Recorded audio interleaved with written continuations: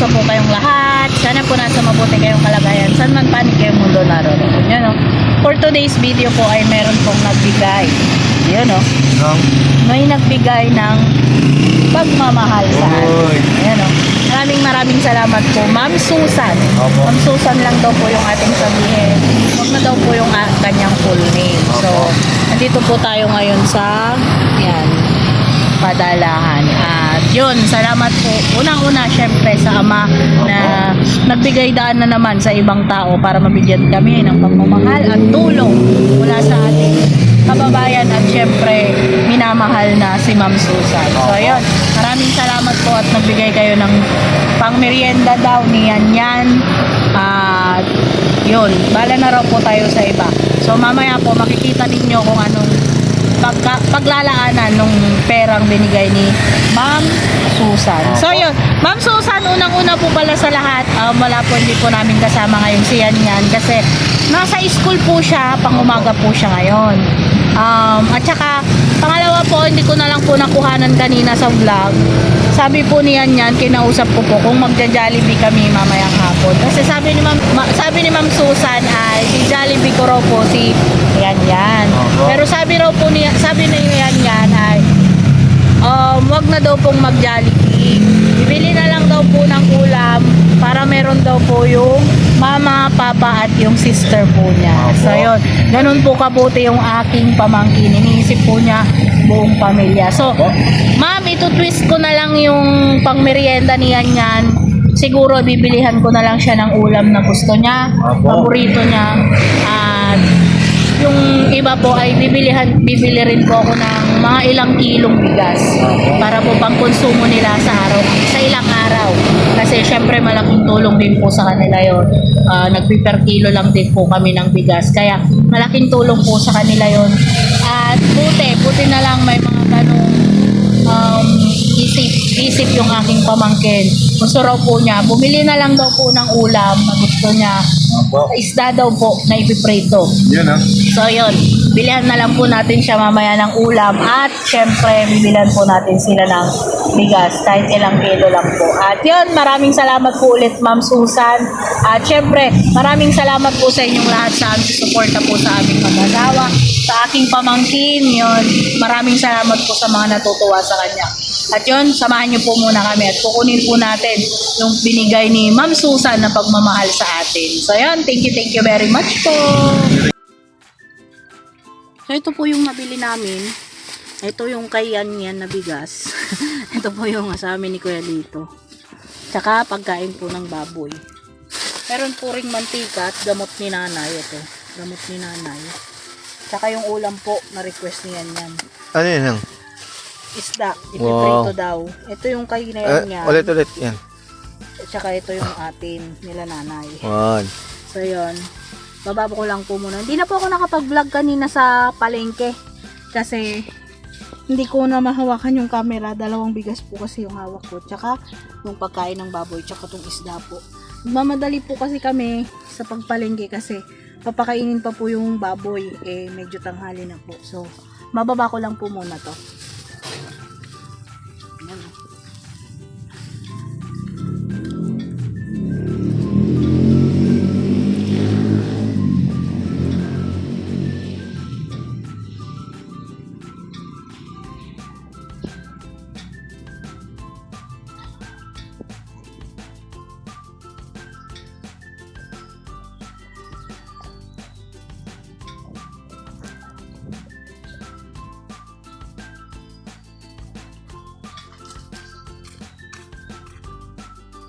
So yun po, may ginagawa po doon sa may babuyan yung mama ni Yan. So pagdating, ipababa ko na po to sa may mesa. Pagdating po niya, tsaka po natin iabot. Yun, thank you po ulit kay Ma'am Susan. Thank you sa inyong pagmamahal at suporta sa aming mag-asawa. Bukod sa amin ay sa aking pamilya syempre. Lalong-lalo na sa aking pamangkin na si Yan Kulit. So baba ko lang po tong bigas. Tapos balikan ko po yung camera. Mamaya po pagdating ni Ate Nancy, ibigay po natin yung bigas nila. Kasi siya lang po yung nandito. Yung mama po ni Yan, mamaya na natin sasabihin kay Yan yung nabili natin.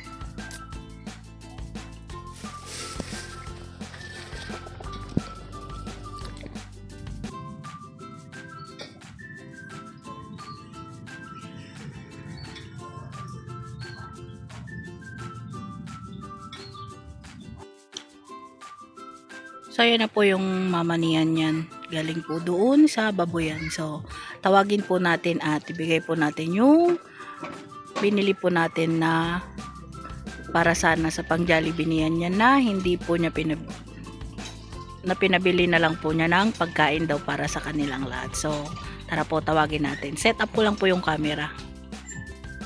Finance! Finance! Hindi ka saglit.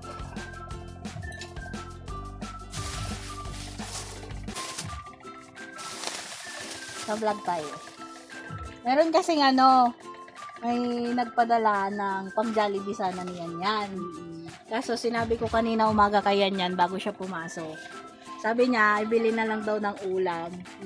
Para daw may pagkain din si mama, papa at yung kapatid daw po niya. So yun, instead po na pang Jollibee niyan yan ay binili ko po ng 5 kilos na bigas. Malaking tulong po kasi sa kanila yan. At syempre, ilang araw din pang konsumo. Tsaka, yung paborito niyan na ulam. Prituhan na lang natin siya ng isda. Favorite po kasi niya fried na isda daw. So, yan yung pang Jollibee sana ng yung Junakis. Kasi gusto po niya meron din yung mama papa niya tsaka yung sister daw niya. So naisip ko po na ibili ko na lang ng ulam instead na pamimerienda niya. So para maging masaya po siya. Aantayin ko po sana siya bago ko iabot to kay mama niya kasi nasa school pa po siya. Pero isda po kasi to, baka po masira, wala po kasi kaming ref. So ibibigay po na po natin kay ate. So gusto ko lang magpasalamat ulit kay Ma'am Susan na nagbigay ng pangmerienda sa aking pamangkin na si Yan. So, maraming salamat Ma'am Susan at malaking tulong din po to sa hipag ko, sa kuya ko, tsaka syempre sa mga pamangkin ko. At sana patuloy po kayong sumuporta sa amin. Yun, anong masasabi mo ate? Kay Ma'am Susan na nagbigay ng blessings sa atin. Thank you po ma'am sa binigay niyo pong pangmerienda. Naiiyak po kasi kami. Sa 5 years old po kasi, hindi pangkaraniwan yung ganun sasabihin. Instead na, sabi po kasi niya kanina, next time na lang daw siya magja-Jollibee. So, ang sabi po niya, ibili na lang daw hindi ko kasi nakuhanan ng video yung sinabi niya yun. Kasi hindi ko expect na ganun yung masasabi po niya. Ang sabi ko lang kanina po kasi nagpapaalam yan bago pumasok sa akin. So, ang sabi niya, sabi kong ganun, mamayang hapon magja-Jollibee ka, sabi ko. Merong nagbigay ng pang Jollibee mo. Sabi niya, ako lang, sabi po niya. O, syempre, sabi ko, ikaw lang, sabi ko. Kasi, pag marami na tayong pera, tayo ng lahat, sabi ko. Sabi po niya, wala si mama at si papa ko, tsaka si sister ko, bili na lang tayo ng ulam. Para meron din sila. So, naiiyak po ako ngayon kasi hindi pang karaniwan sa utak ng isang 5 years old yung ganong sasabihin. Ganun po kasi siya, tahimik at although madaldal, tapos maano po siya sa pamilya niya. Minsan nga po nagpapasalubong yung ate niya, thank you siya ng thank you. So, yun, hindi pang karaniwan sa bata yung ganong kaya pati mamaya na iiyak kasi biruin mo 5 years old, may isip siyang ganun. Diba po?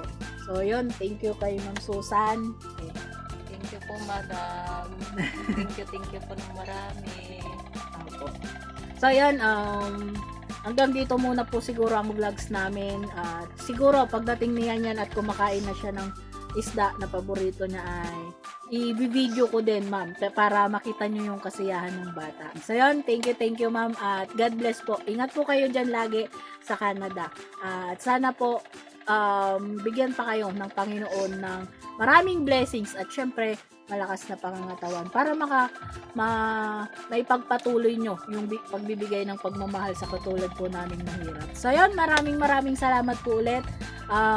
Sa lahat po ng mga nanonood, sa lahat ng natutuwa sa aking pamangkin, hayaan nyo po, training pa po natin siya ng husto para magkagiliwan nyo po siya. At syempre marami pong natuwa. Hindi lang po kasi kami yung natutuwa sa kadaldalan niya. Madami pong natutuwang mga nanonood. Kaya maraming salamat po sa inyong suporta lahat. At yun, regards po kay Kuya Lito. Nasa CR po kasi si Kuya Lito. Thank you very much, Ma'am Susan ng Canada. Yun, hanggang dito na lamang po muli. Ingat po kayo lagi. God bless us all! So yan, nagbibiruan po kami ng aking hipag kasi saktong-sakto po yung binigay ni Ma'am Susan na pagmamahal kasi ubos na po kagabi yung aking bigas. At ubos na rin daw po pala kanina, ngayon yung bigas nila. So timing na timing po talaga ma'am yung binigay ninyong pagmamahal sa amin. At maraming salamat po. Ayan, nakabili po ako ng 5 kilos na bigas. Yan.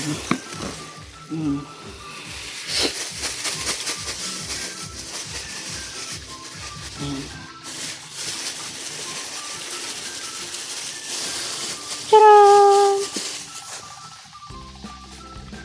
So yan, magsasaing po tayo. Charan! So ayun, nandito na po si yan. Galing na po siya sa school at nakakain na po kami. Akala ko po kasi naka-open yung camera kaninang kumain kami. Hindi naman po pala napindot ni Nainay Bear. So, yun. Magti-thank you lang daw po si yan kay Ma'am Susan sa binigay niya pang ulam. Say thank you. Thank you, Ma'am Susan. Susan. Saan? Sa binigay na? Naula. Ano daw inulam mo? Isda. Na? White. Right. Say thank you, Ma'am. Thank you, Ma'am.